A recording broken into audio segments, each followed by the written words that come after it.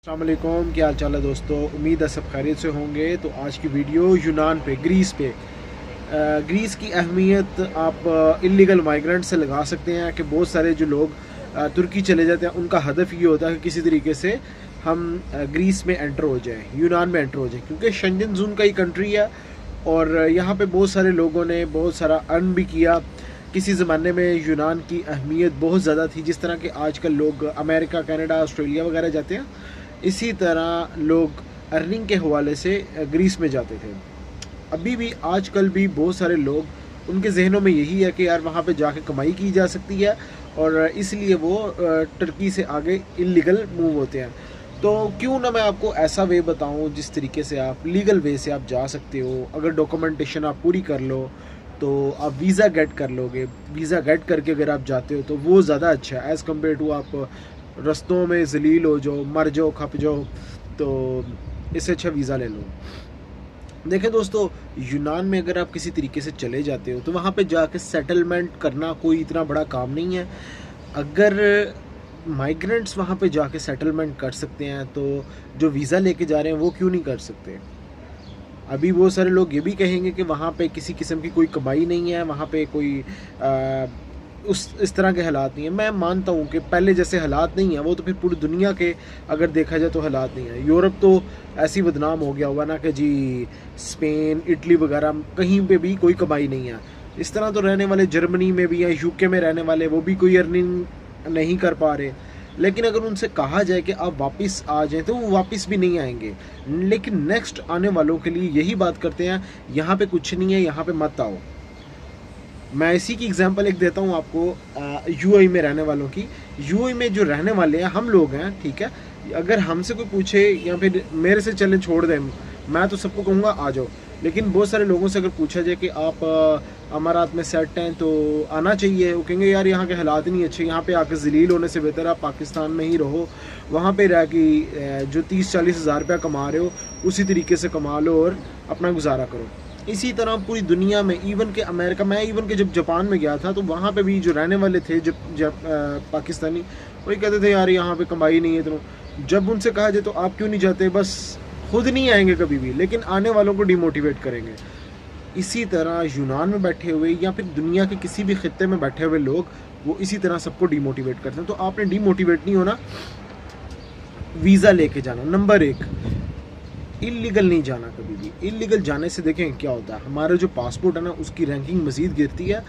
Next time हमें कोई country visa देने में बहुत प्रॉब्लम्स करती है, जिस तरह अभी हो रही है प्रॉब्लम्स।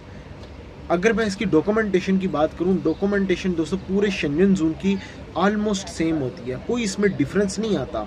देखें, जो यूनान एक खित्ता है वो ऐसी जगह पे है कि इसके साथ कोई शेंजन एरिया नहीं लगता। खुद तो वो शेंजन में है लेकिन कोई भी शेंजन बॉर्डर उसके साथ नहीं लगता। वो बुल्गारिया लग उसके साथ, इस तरह के कंट्रीज़ लगते हैं जो कि यूरोपीय यूनियन का तो पार्ट है लेकिन यूरोप में नहीं है। तो इसी तरह जब आप माइग्रेंट्स वहाँ पे एथेंस में चले जाते हैं, यूनान में एंटर हो जाते हैं, तो कहते हैं शेंजन में तो आगे आगे जाना, डंकी लगाना बड़ा मुश्किल है, तो वो नहीं जाते। और खैर वो एक अलग टॉपिक। अच्छा, अभी इसकी जो डॉक्यूमेंटेशन है सेम उसी तरीके से आपको वीएफएस ग्लोबल से आपको अपॉइंटमेंट लेनी पड़ेगी। अगर यूएई में हो आप, अपॉइंटमेंट लेके फ़ीस होती है इसकी, अपॉइंटमेंट फ़ीस, और उसके बाद एम्बेसी फ़ीस होती है वीएफएस ग्लोबल वगैरह की, वो फ़ीस सबमिट करवानी है। Hotel booking, flight reservation, travel insurance, एक कंपनी का एनओसी लगेगा। एनओसी बहुत ज़रूरी है, एनओसी के बगैर काम नहीं चलेगा। बहुत सारे लोग कहते हैं यार हमारे पास एनओसी नहीं। अगर एनओसी नहीं तो दोस्तों आपका काम नहीं होना। एनओसी का मतलब क्या? No objection certificate. आप जिस कंपनी के अंदर काम कर रहे होते हो उस कंपनी को किसी भी किस्म की ऑब्जेक्शन नहीं है। ये क्यों होता है ऐसा?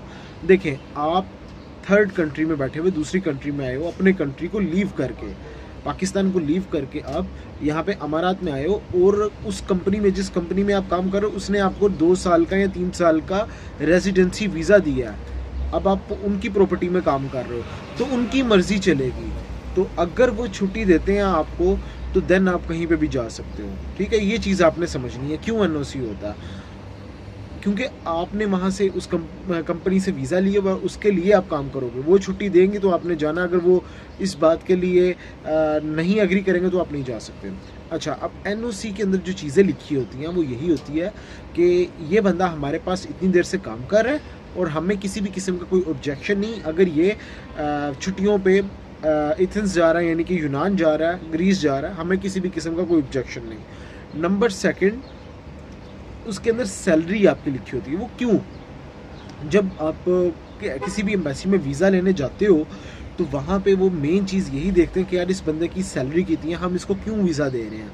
तो अच्छी सैलरी पे ही वीज़ा मिलते हैं ना, तो वो उसके अंदर सैलरी मेंशन होती है और डेजिग्नेशन बहुत ज़्यादा काउंट होती है। डेजिग्नेशन के बगैर आप वीज़ा नहीं ले सकते हो। हाँ देखें, अगर आप लेबर प्रोफेशन में काम कर रहे हो और कहीं का कोई ट्रैवल नहीं है, आप डायरेक्टली यूनान जाना चाह रहे हो, तो कभी भी आपका वीज़ा नहीं लगेगा, ठीक है।